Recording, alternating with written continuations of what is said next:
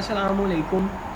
मेरा नाम राशिद है और आज के इस ट्यूटोरियल में मैं आपको बताने जा रहा हूँ कि आप अपने लैपटॉप की जो डेस्कटॉप है, आपके पीसी का जो डेस्कटॉप है विंडोज़ 7 में, उसको आप किस तरह से हाइड कर सकते हैं। बाज़ होता है कुछ पर्सनल डाटा होता है, उसको हाइड करना होता है बाकी लोगों से ताकि बाकी लोग उसको एक्सेस ना कर सकें। तो मैं आपको आज बताऊंगा कि आप किस तरह से अपने डाटा को हाइड कर सकते हैं, फ़ोल्डर को हाइड कर सकते हैं डेस्कटॉप पे। यहाँ पे आता हूँ मैं, डेस्कटॉप पे राइट क्लिक की मैंने, एक न्यू फोल्डर जो है वो यहाँ पे फेंक दिया बना के। ठीक है जी। अब मैं जाता हूँ स्टार्ट बटन पे, यहाँ पे जाके लिखूँगा 4 ठीक है। ये कैरेक्टर मैप यहाँ से ओपन करूँगा और मैं इसमें इसको यहाँ तक ले आता हूँ। यहाँ पे ये खाली बॉक्सेस नज़र आ रहे हैं आपको, यहाँ से मैं कोई एक बॉक्स को क्लिक करता हूँ, यहाँ से इसको करता हूँ सिलेक्ट, इसको करता हूँ कॉपी। ठीक है।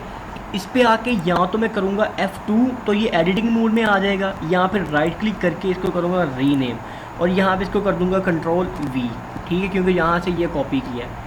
अब मैं इसको यहाँ से कट कर देता हूँ। अब आप देख सकते हैं कि इसको अगर मैं ओपन करता हूँ, यहाँ पे इसका नेम नहीं नीचे आ रहा। ठीक है, इस तरह से इसका नेम मैंने ख़त्म कर दिया।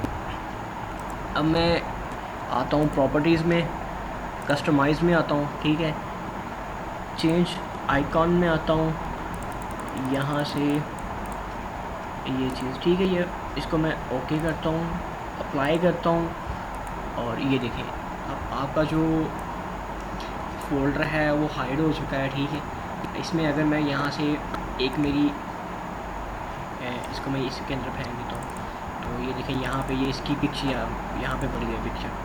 तो ये तरीकाकार है।